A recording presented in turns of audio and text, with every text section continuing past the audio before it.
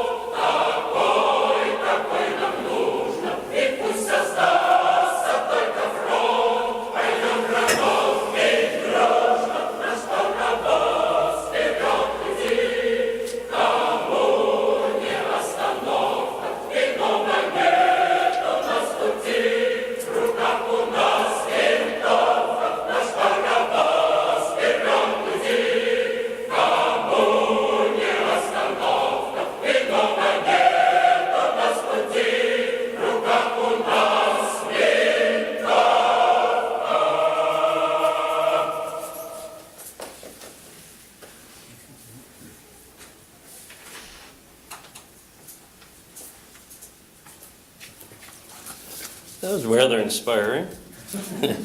Yeah.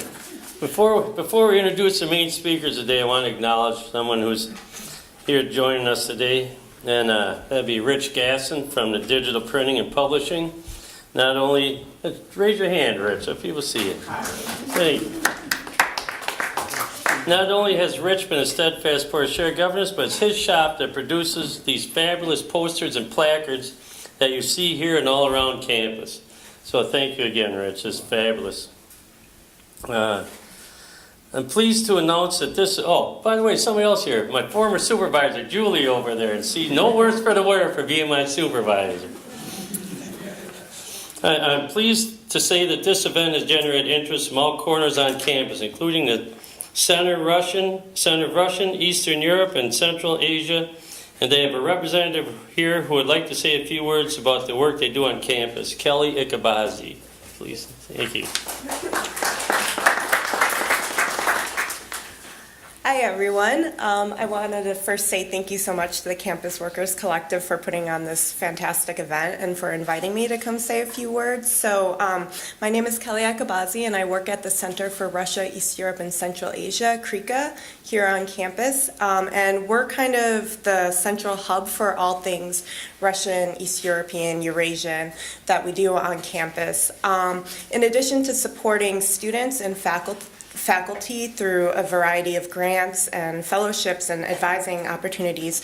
Part of our mission as a Department of Education sponsored National Resource Center is to serve as a resource to the broader Wisconsin community, particularly educators, K through 12, community college, higher education, educators throughout the state on the region. So to that end, we organize a variety of events throughout the year focused on our part of the world, including a weekly lecture series, which takes place every Thursday at 4 p.m. in Ingram Hall, room 206. And that is always open to the public. And I would highly encourage you to attend some of our lectures if the topics interest you. We also offer a variety of concerts, film showings. I hope some of you got out to our Russian Revolution film series that just ended Friday with the showing of Russian art. So yeah, we just have a lot of events going on. Yes. Thank you. Yes, I put out some flyers and our outreach brochure in the back if anyone is interested in learning more. And you can always email us if you would like to get on our community email list for events that are open to the public. Thank you so much and have a great event.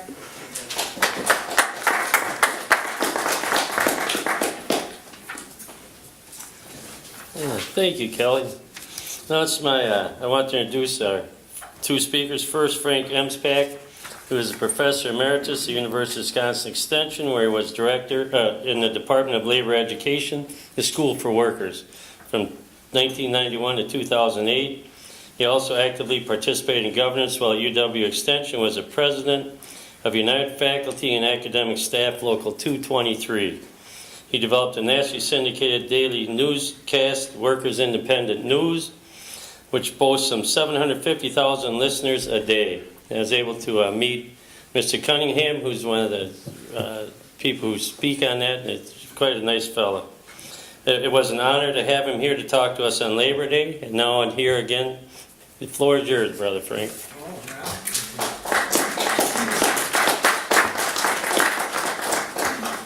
Thank you very much. Well, when Terry and others asked me to talk about this today, I was, sort of puzzled about what exactly to talk about, because I think that here we are 100 years later after the Russian Revolution, and a lot of people don't even know that it occurred or what it was or what a revolution might be. And I say this because we had some polling that we did with somebody a while ago, and about 40 or 50% of the people had no idea what the question was, never mind what the answer would be. So I thought we should start off with sort of a sense about, in my opinion anyway, about what was going on.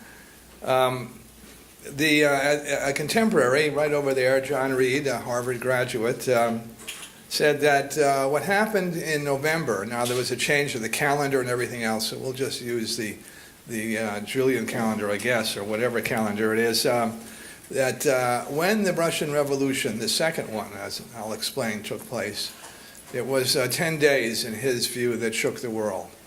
And now looking back 100 years, why did people say that? What was going on here? So actually in 1917 in Russia, there were really two revolutions.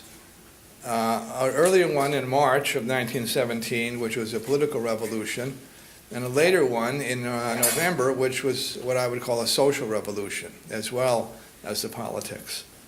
The political revolution came first in March 1917, and I'm defining a political revolution as one in which the politics change. A different party comes over, different group of people.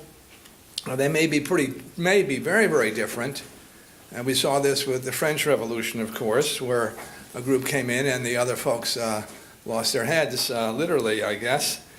And in the Russian Revolution, the first one also, a new group of people came in, some wealthy landlords, business people, some professionals at the time, and they changed the government. The Tsar, who was in charge then, resigned, basically abdicated, and a new parliamentary government took over. But the property relations fundamentally didn't change. That's just what I mean by a social revolution. The other thing is that the new government, in spite of tremendous opposition, basically continued to participate in World War I, which, in my view, was a real precipitating factor here. Just to put this a little bit in context, the American Revolution also was a political revolution. The local ruling classes, basically, local elites, got rid of the British elites fundamentally, and here we got home rule where people in this country, as opposed to the British Parliament, made the laws under our Constitution. But the social relations fundamentally did not change here. Capitalism was around, and of course we all know that slavery, which was an important part of the American economy at that time, both North and South incidentally, also was left intact. So you didn't have the same kind of social revolution as you might have thought. Anyway, basically in each of these cases you had new people coming in with new ideas. Well, the second revolution that occurred in Russia was a few months later, and this was a social revolution. That took place in November of 1917 and was spearheaded by the Bolshevik Party, which is now known as the Communists. They didn't have that name then so much, but they do now. And in that revolution, property relationships clearly changed. Capitalism was abolished. Many of the large land holdings which had not been tilled by the wealthy were taken over by the people who were there. Various forms of collective ownership emerged. Cooperatives mostly, but sometimes villages would run the whole operation or whatever. But there was actually quite a variety of things that went on. But by and large, the land was taken over and taken away from the ownership without compensation. And the same was true, of course, elsewhere. Russia at this time, talking about 1917 or so, had a significant sort of patches of modern industry in Kharkov, in Leningrad, or St. Petersburg, some in Moscow, serious, large industrial enterprises, which are relatively modern. But there weren't that many of them, but they were clearly the spearhead of the economy. Those were taken over by Soviets, as were some of the land. Soviets at that time were basically workers and others in the factory who got together and said, we're in charge, and were able to do that. Well, one of the first congresses of the Soviets had like 2,000 different Soviets coming from different parts of the country. Obviously this changed as time went on, but we're focusing on the revolution at this point. Anyway, the places were seized without compensation, and in many cases the owners, so I guess sort of anticipating what was going to happen, many of them fled the country. In my view, what drove the two revolutions, really, was a declining standard of living due to Russia's entry into the First World War, as well as the real, old parts of the economy, the feudal parts of the economy, the way the Tsar ran things and so forth.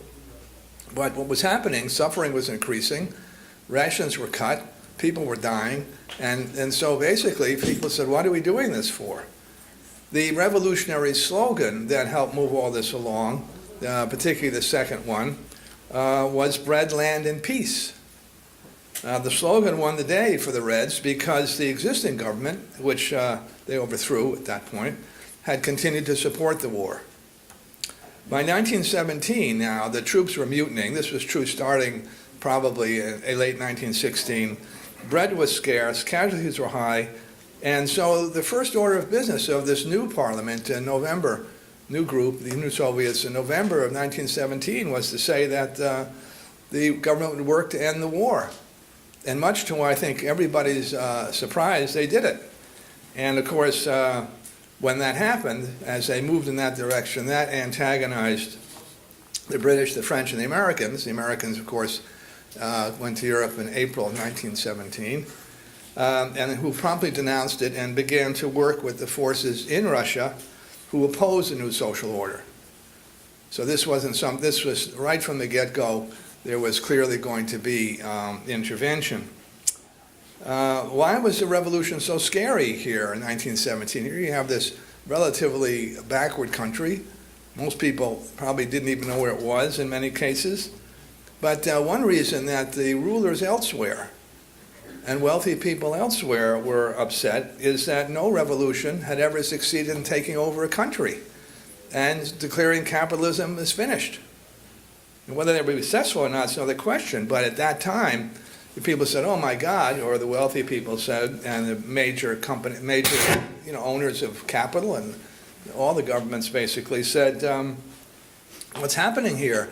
And they said, "Gee, the social order is being turned on its head." You know, you had a similar reaction with the French Revolution at the end of the 18th century, where the British and the Germans and everybody else, went right through the ceiling. They said, "How can they do this? Overthrowing the monarchy and then cutting off their heads? Oh my God." So the same kind of reaction. But the other thing that happened, and it was similar in some ways, workers in a lot of countries like Hungary and Germany and England and France thought that getting rid of capitalism was sort of a good idea. And what happened is all over you have strikes and everything breaking out. You have people saying, "Why not?" And in fact, in 1918, 1919, 1920, you had revolutions which failed in Hungary and several other places. So there was some reason, for people who were at the top of the heap to worry about what was happening. But here we are at the University of Wisconsin, which is hardly a revolutionary stronghold. I think we might have noticed that now or at any point in its history, really. And so it's hard to envision what a revolutionary demand might be. I had originally done a thing on tuition, saying that we should be paying tuition at the same rate as we did in 1960. And for those of you who may not have that figure at the top of your head, for those of you who'd want to go to school for an entire year, it would be about $1,600. If it was 160 times 2, so about $320 for in-state in 1960. But that's a pretty important demand, but it's not really a revolutionary demand. You're not overthrowing the system. You could pay for something like that, in fact, with a proper tax structure, as we did in 1960, when the state put in 70% of the university's budget, approximately. So anyway, rather than getting into that, I thought it would be useful just to talk about what the Russians saw as a revolutionary demand at that time. And one thing that characterized all the left-wing revolutions in the 20th century and up until now has been a massive mobilization to educate people. It's hard to sort of believe this, but we're talking about the mobilization of thousands and thousands of people to fight illiteracy, because there was this huge thirst for knowledge and to learn to read and write. And at the time, and even now, you see that one thing that is characteristic of so-called underdeveloped societies or a lot of places is the absence of access to free, high-quality public education. Russia wasn't the only place that this happened here. In the South in the United States, when we had slavery, it was a crime to teach slaves to read and write. And the one thing that happened in Reconstruction in this country was this massive effort to fight illiteracy that the freed slaves set up, this massive school system. Anyway, it's sort of hard to get a handle on this after 100 years of basically anti-communist and anti-Russian education in this country. It's hard to really see what was positive here and what were they trying to do. But education, I thought, would do it. So at the time, in 1917, you had a country with about 150 million people, the vast majority of whom were either illiterate or could barely read a form, any kind of form. So you have a big problem. We know that what happened at that point was sort of amazing, and it's happened actually in China, same kind of thing, in Cuba and many, many other places since then. One of the first proclamations of the Soviets in December 1917 declared, quote, "It's the obligation of all to learn how to read and write." Well, that's an amazing thing to say. Anyway, in order to make this possible, given the lack of resources, they began to mobilize everybody that could read and write to teach somebody who couldn't. So in 1918, they said, another year later, every person who does know how to read and write had an obligation to take it upon themselves to instruct people, 4 or 5 people, who didn't know how to read and write. In other words, it's a totally decentralized, bottom-up approach here, which is, again, hard for us to conceive of based on the last 100 years of history. In 1919, they went further, saying that anyone who impedes the efforts to fight illiteracy would be subject to legal action. Well, all of this was going on in the middle of the Civil War, and big Civil War in 1917, 18, 1920. It was over in 1921, more or less.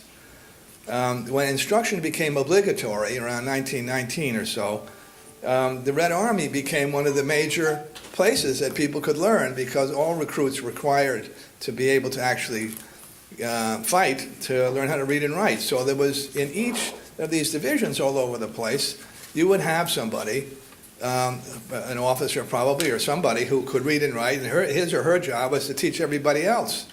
So that was sort of amazing. Now, for those of you who are movie buffs, you may remember Dr. Zhivago, right? And you remember Julie Christie. Well, what was she doing there other than being the femme fatale? She was a librarian in this little city. What was she doing there? How come she was a librarian in the middle of all this? Because a major objective of the government, since there was no paper and few books, was to set up libraries all over the place so people could come and get books. And so this was a nationwide program, and that little library that she had there was an example of it. As a very prominent historian wrote in a paper I was reading the other day, he said, it's hard, again, to conceive of this, but that part of Dr. Zhivago was true. And he said this was true all over the country. Anyway, there were 6,000 or 7,000 reading clubs, literacy clubs, and so whatnot set up by around 1920 around the country. And again, this is all basically from the grassroots. Well, anyway, this is not such a small incident. You should bear in mind that there were, in what is now or was then Russia, there were 2 alphabets, the Cyrillic alphabet and the Latin alphabet, at the time, and that there were approximately a dozen, there were actually 122 dialects and languages, but 12 or 14 were actually recognized and spoken. So when you're talking about fighting illiteracy, again, at this time, you're talking about doing it in 14 languages and 2 alphabets, depending on where you were. So it was a pretty complex operation. Well, what was the political driver for all this? Why did they do this? And again, it's hard to conceive of this now, but the Bolsheviks were convinced, and this is from their documents and so forth, that people must acquire the cultural means, meaning the ability to read and write. First of all, how could you run a society if you can't know what's happening? And they said that because they believed, at this point, that the most important thing was for people to have the cultural basis to be able to run their society and run their lives. And that's a pretty big commitment. So my takeaway from 1917 and what's several years afterwards is to look at what's happening to education now in our country. What do we see? We see funds being cut, continuing attacks on people. We see an intellectual undermining of the humanities, which are part of the skill set that we need to understand what's going on. So we have to ask ourselves, as we move forward in the 21st century, all of us here, do we have an understanding about how the system works? Can we read the budgets? Do we have the budget? Do we understand enough about the technology to say anything intelligent about how we can use it in our behalf, or how we can manage our society in our behalf? And so part of this comes down to this. If we do not have these means, and we do not have the ability to get them, it seems to me we have to identify who is standing in the way and then figure out how to go get them. Thank you very much.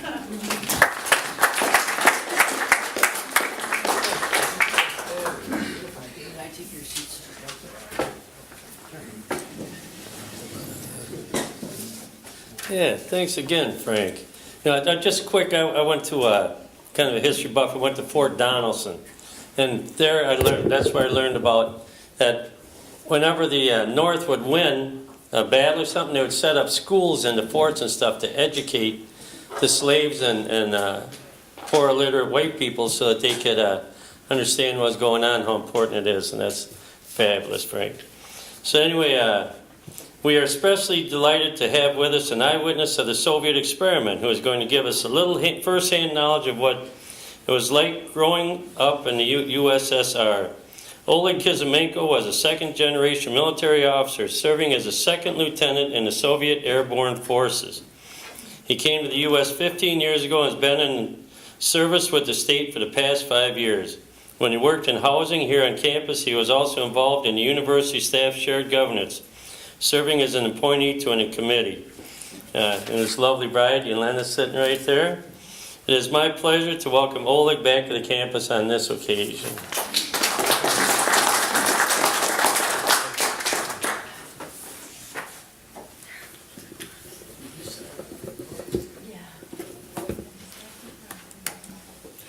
Thank you. It's nice to be back on campus, and I never thought in my life that I'll be talking about October Revolution in the United States and telling stories how it was nice.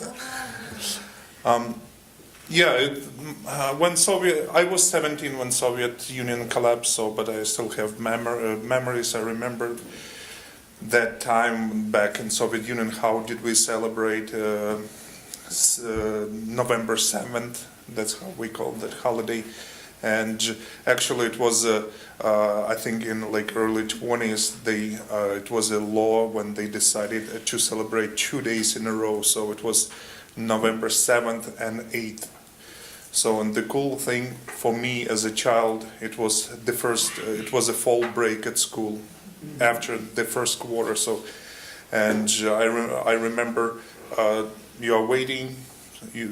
When you're at school, say, September and October, and you are waiting for that short break, and then it's Soviets. They, as you know, they all like parades, military parades, and I think it's historically because pretty much for many years ago, Soviets they had to fight against some other countries or protect, like we were not aggressors, we were defending human values, but your propaganda, your media was presenting us in a little bit different world. So, and did people November 7th, it was the most important government holiday. So if we compare with the American culture, I think it's like 4th of July, when we all take pride of our freedom. And I say our because I'm a citizen, I live here, I pay mortgage. So, we take pride, we are proud of our country, and it was the same, it was absolutely the same back in those days. And just to give you an idea why people were proud to live in the USSR, it's for example, like it was said before, education was free, Medicare was free, it was a said vacation, all those sick time, vacation time was included on every single job, and a lot of big companies, manufacturers, militaries, they have, for example, they have some resorts on the Black Sea shore, and as an employee, you could take vacation for absolutely for free and take your family with you and go there, and I think it will just nice benefits. It's we had government was providing free housing, so if you work for some big factory within like 5-10 years, you will get a free apartment. It's mostly flats.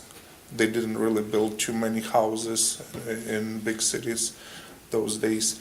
And like I said, education was free, and we all knew that after graduating from the college, that's where you will have a job, and it was guaranteed. Retirement age was for women was 50 years, for men was 55 years, and pretty decent pension. It's a government pension. So when you, yes, on the other side, it's to go to the store and buy a refrigerator, for example, it was kind of a problem. You will need to wait to buy a refrigerator, for example, a year or two. If you want a bigger TV, you have to wait for a year or two. If you want a car, you have to wait for like 5 years or maybe 7 years. But on the other side, it's just you're raising your children, free Medicare, then you know that they will go to college and they will have jobs. It's in the white collar or blue collar. So, and I have a couple pictures, and this is first law. It's kind of like a constitution, type, and it says the first laws that Bolsheviks made. It was like it was said before, decree on peace, decree on land, and workers' decree. So this is pretty much that's what people wanted after that. They were so tired after that first war, World War I, and of course that peace is just it needed, and land. When you're a slave and you don't have anything, and they offered you land, so those collective farms were very popular when people were living in, for example, each village had a collective farm where they were raising, harvesting. So,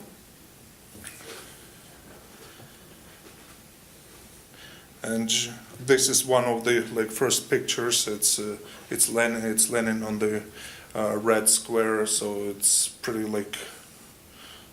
that's how all those movies, that's how they were showing him with his hat in his hand. It's one of those Soviet media marketing propaganda. So they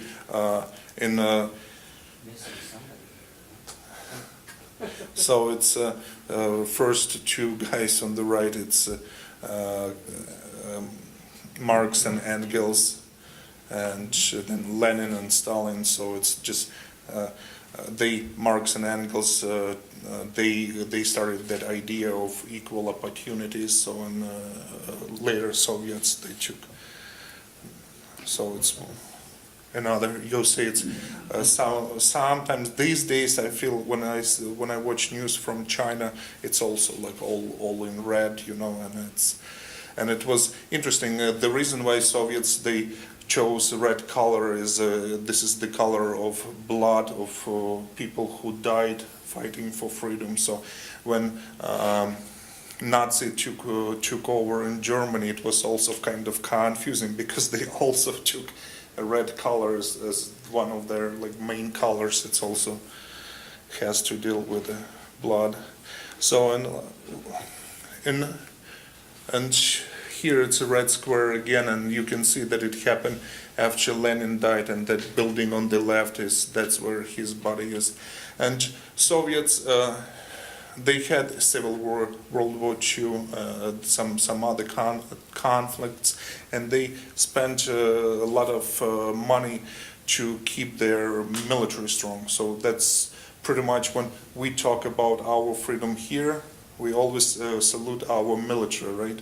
Because we understand, I think it's Napoleon said, if the country does not want to feed their own military, they will feed someone else's military. So it's very important to have a strong army. So and those hats, it's Budyonovka. Budyonny, it's one of those Soviet generals. He was extremely famous during Civil War. It was cavalry. So, and he was so famous, his troops were so fast and very easy maneuvering. But when Great Patriotic War started, World War II started, he got in a big trouble because Budyonny, he didn't support armory, and he was against Air Force. So he thought that you can win the battle, you know, being on top of horses. This is a picture. It's when November 7th, 1941, when Germans, they were about like 20 miles away from Moscow. So, and all those Soviet soldiers and those actually military cadets, they were getting deployed. So pretty much, and the Soviets, they lost. They say now these days that Soviets during World War II, they lost almost 50 million people. So you can imagine how many people survive from this picture. And I read some, like, since I'm from a military, I read some statistic about World War II. On each German Nazi soldier, there were 4 killed Soviet soldiers. So 25 million, brother. 25, yeah, but if you will count civilians, you know, so, and it's, who knows. The Germans lost 8 million. Mhm.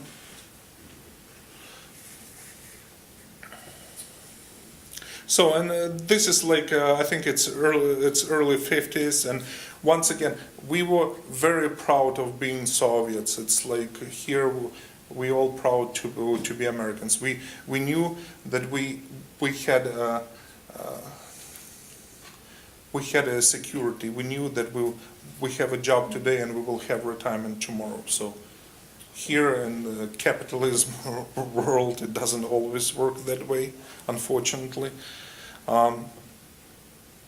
So another picture, it's 1977, and you can see that Russian propaganda, they were really pushing multicultural effect. There were 15 republics, different, 30% of Soviet population Muslims, and over 100 nationalities, and it's very hard to keep all people together and keep everybody happy and kind of like so. And they were showing that it's each republic, any nationality is equal to others. Happy guys. So, and usually what was happening after, and I'll show later a couple of slides, demonstration, it includes civilians, and usually they were like, I'm sure that all these people from the same factory, they all have those slogans, and they were walking through like main square, and after that everybody was partying. So, and yeah, and Russians, that they're famous. Yeah, you can see some vodka. So, and the reason why I picked this picture, just to show, this is an example. We had very small flats, and litter, and this is, I'm sure it was like a living room. So, and one room, one big large room like this, too small, and this is a place to live for 5 people. And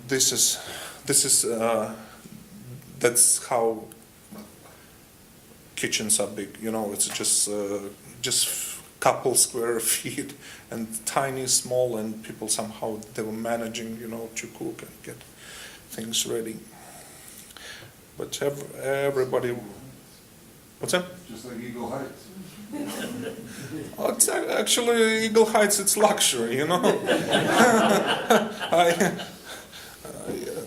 Well, Eagle Heights, the washers and dryers in the basement, yeah.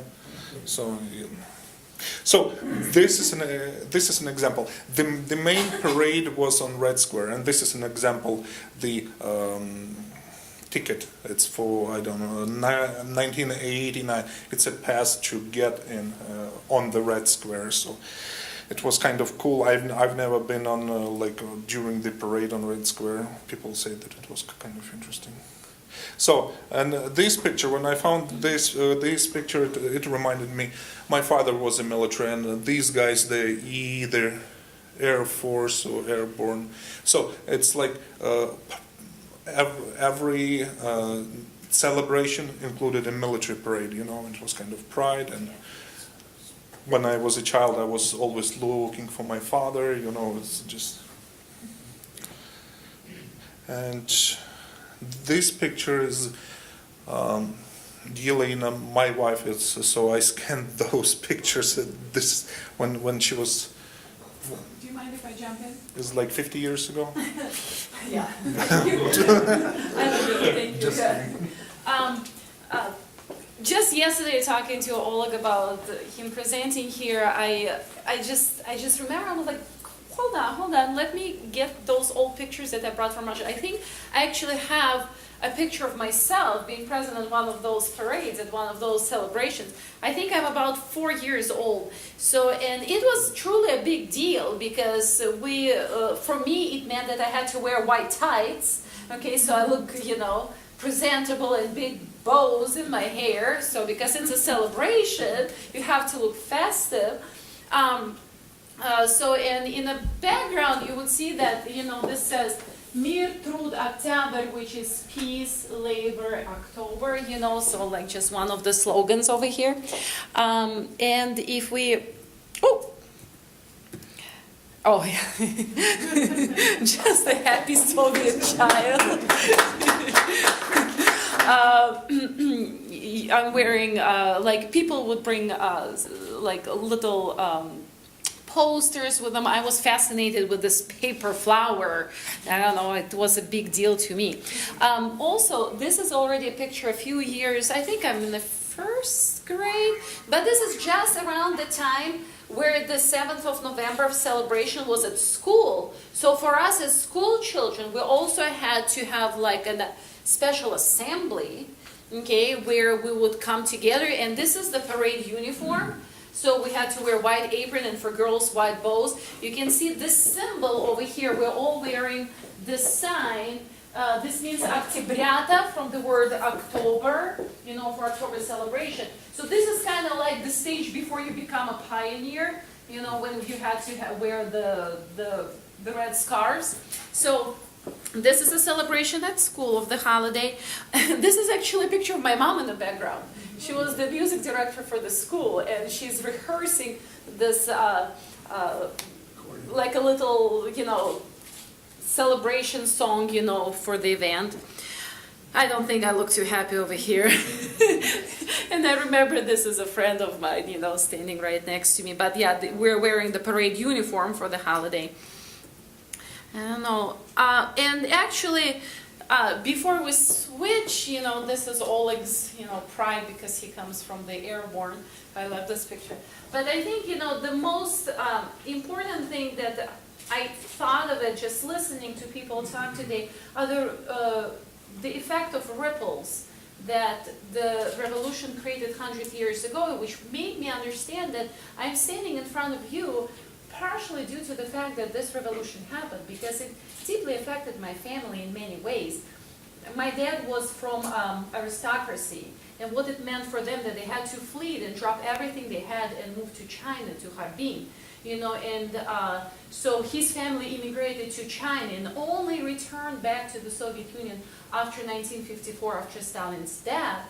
On my mom's side of the family, it brought the effect of the revolution caused the family to split because my great-grandfather was Greek. So they split the children. He took the son and he moved back to Greece, where my great-grandmother took my grandmother, and they ran somewhere in Georgia, in a very rural area of Georgia, to stay safe. And when I was growing up in my household, because my dad was born in China, he spoke Russian, Chinese, and English. So since I was a little child, he started teaching me English, which kind of brought this curiosity about what is it like, what is America like? So which kind of led me to, explore it further. And finally, I think that I moved here and I'm standing and speaking here to you. So I think it's really interesting, the effects and the ripples of the events that happened even like 100 years ago and how they affect us now and present. Thank you. That's all I have. I appreciate your time. Thank you. And for once again, this all these circumstances. It was kind of. My father was a military, and for me it was always interesting to know about United States. Because we were enemies, and and when Soviet collapsed, I decided to come here. But thank you.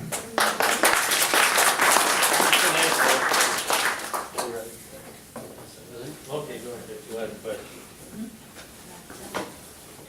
I stand before you as a completed adherent of the 1917 revolution. And I don't want to get into a whole discussion about what happened with Stalinism. Okay? I would just simply want to address the current moment. Okay? And the current moment is that we are approaching a similar situation. 100 years ago, it was, as Rosa Luxemburg said, it was going to be barbarism or revolution, right? Now we're approaching a situation that's going to be like extinction, climate change, resource depletion, extinction, okay? So here's my main message. My main message is that there will come a moment in the not too distant future in Madison and in the United States where we are going to have another revolution. It's going to have to be as radical a revolution as October 1917. Okay? And we're going to have a Bolshevik line or we're going to have a Menshevik line. The Menshevik line is we're going to reform the Democratic Party, and we're going to reform the capitalist system in the United States, and we're going to adjust to this reality. And I say no, that is not going to happen. And if you go down that road, you're just going to be, okay? So I'm just saying, we need a green Bolshevik revolution in Madison. Oh, I see Trotsky back here. All right. Okay, So anyway, thank you. that's my message. And ask me in the AFL-CIO, that's the Menshevik, that's the Menshevik Yeah. road. Don't take the Menshevik road. Okay, thank you. Okay, thank you, Ole. Okay, we got one more thing for you to do, and that's to draw names for the winners of the books, 10 Days That Shook the World. We have 10 winners. Let's see. Crescent Kringle. Oh, there you go, Crescent. And Cameron Millard. Right there. You bet. Robert Hart. There we go. Marjorie Matthews. Sure. Let's see. Albert Bryan. Albert Bryan? Okay. Hey, never guessed this. Terry Furter. Yeehaw. Kelly Ikabazi. There. And how many we got left there, John? 3? Thank you. Jerry Moran. There we go. Steve Olson. I think that's Steve Olson. Okay, and I think that's it. Excellent. You bet. I want to thank you, Oleg. There's some Russian candy up here that they brought. If people want to come up and try it, I tried it and it's fabulous. I'd also like to give a copy of the 10 Days That Shook the World to Oleg and to Frank Emspak. Thank you.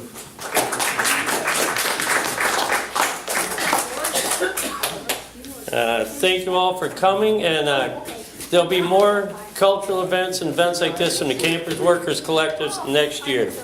We got some ideas already, so thank you all, and we'll see you at the next one.